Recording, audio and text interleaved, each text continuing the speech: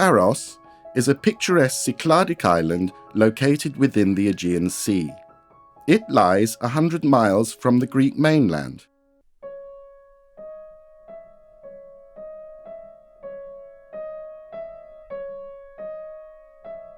Near the island of Paros is the small, desolate island of Despotico. Despotico is home to a remarkable, relatively unknown treasure with ancient roots. Recent archaeological discoveries have unearthed ruins that date back to the 8th century BCE. The rich and diverse findings of this archaeological site create a compelling window into the past. Research at this location helps us understand ancient cultural practices in the Cyclades.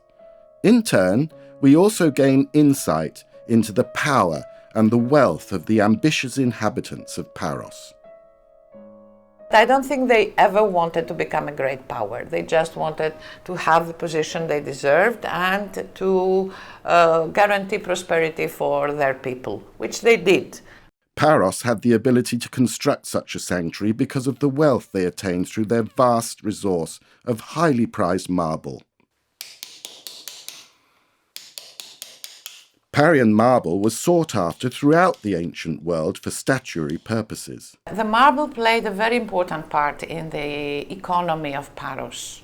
So it is sure that having the best marble gave a special position to Paros within the Cyclades, and the privilege and of course a lot of prosperity. So everybody knew Parian marble, and if they wanted something very expensive and very beautiful, they were ordering the unique Parian marble. This gave to Paros extreme wealth. Parian marble was the standard to which all other marble was compared. Only the greatest artists could afford to use Parian marble. Parian marble, because of its quality, became so famous. We know that Solomon, for his temple in Jerusalem, ordered Parian marble. You have the Venus of Milo in the Louvre and the Nike of Samothrace in the Louvre. We have a beautiful Hermes of Praxiteles in the Olympia Museum and many, many other works of art. Having grown quite wealthy, Paros increased its influence further by building a sanctuary to Apollo on Despotiko. Yanos Kouraios is the head archaeologist of the 21st Ephorate of Prehistoric and Classical Antiquities on the islands of Paros, Antiparos and Despotiko. Since discovering the temple to Apollo at Despotiko in 1996, he has led the effort to excavate and interpret this important archaeological site. There I discovered in 1996 a huge sanctuary of Apollo with a lot of buildings. Until now we have 12 buildings, and the temple and the estiatorium. And the main excavated area is the temenos, how we call it in Greek. It's the main perivolos, the enclosure, where the cult building of Apollo. Ancient Greeks incorporated religion into every aspect of their lives and adopted patron gods. Athens honoured Athena, Corinth honoured Poseidon, and those in the Cyclades honoured Apollo and his twin sister Artemis, who according to Greek mythology were born on the island of Delos.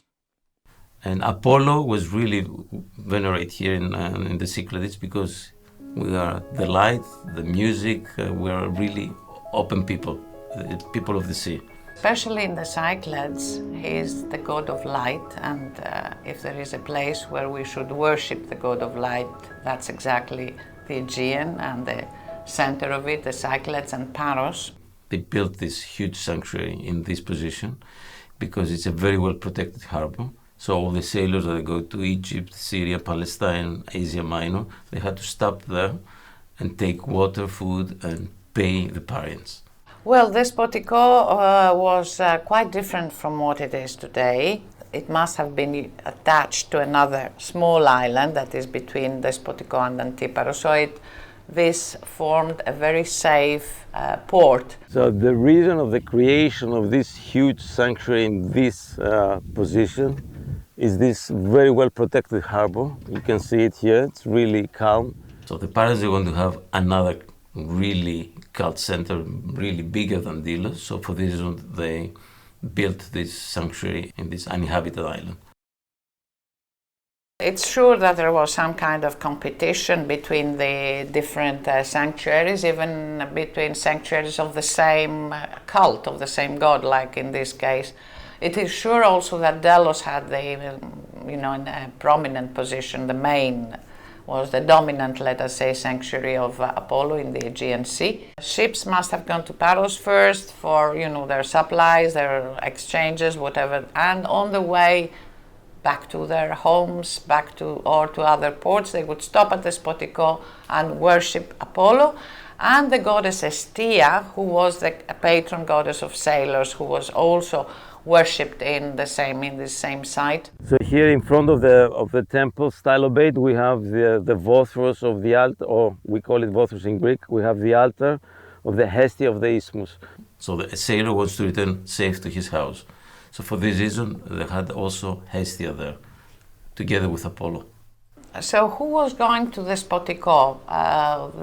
The sailors. They have a strong presence there. We believe that most of the votive offerings were offered by sailors who came not just from the Greek islands or the Greek city-states on the coast, but also from Egypt, from Asia Minor. We have faience from Egypt. We have ivory from North Africa.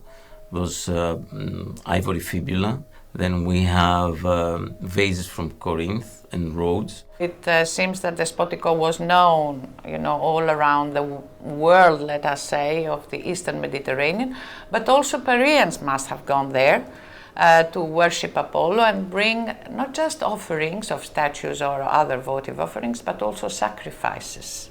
So they had to sacrifice the animals and they had to eat the animal. They had to pray, they had to give ex votum in offerings to the god, to have a good trip, to have a good life. It's a unique case where we have in Despotico where let us call it a refectory, we cannot call it a restaurant exactly, the place where they actually ate, the meat from these sacrifices they made, is next to the temple. It's like one complex. So I can imagine the Parians or the sailors arriving at the temple with maybe a calf or a small goat or a lamb on their shoulders, like the calf bearer we have in the Acropolis Museum, sacrificing this animal they have brought and then eating it along with their friends in the, let's say, call it restaurant or refectory next to the temple. So for the Greeks, it was really important. This sacrifice the animal, and the blood that was coming out, and everything was really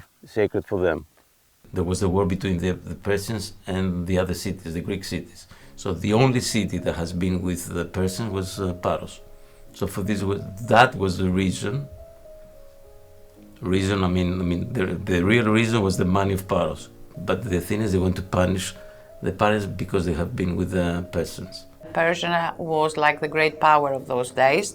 They wanted to get control of the Aegean Sea, and on their way to Marathon they stopped at Paros. And the Parians, who had good relations with the Persians, they had commercial exchanges with the Persians, were obliged to, let us say, participate in this war, and they had to send 3 ships.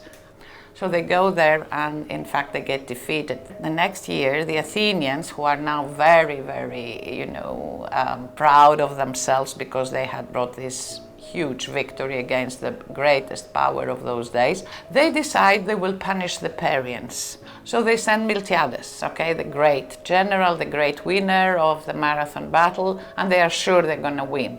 But Miltiades stays here for several months and he's unable to conquer the island. He, the great winner of the Marathon battle, humiliated by just a small island, the island of Paros.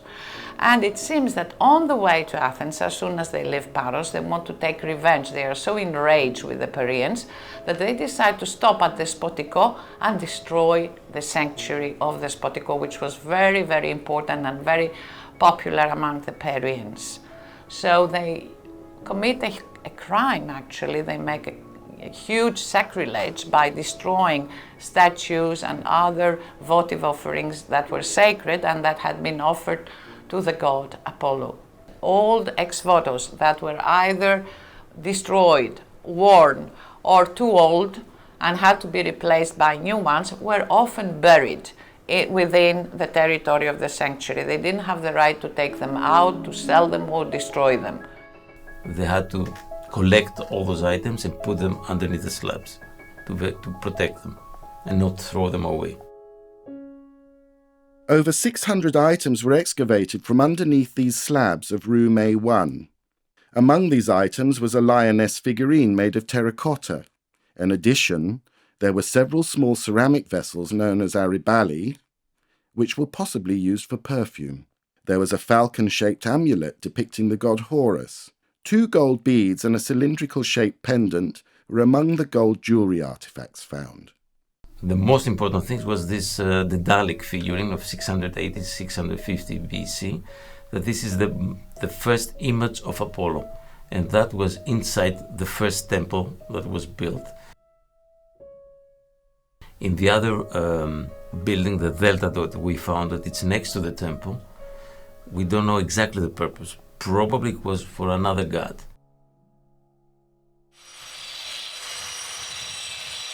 In 2014, workers from the Acropolis began the restoration of this significant historic, religious and cultural attraction.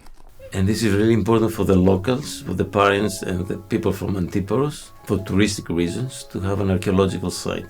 Very well done, so people can visit and see how big was the sanctuary and the temple and the sanatorium and the rest of the city of Paros and what the Parians built.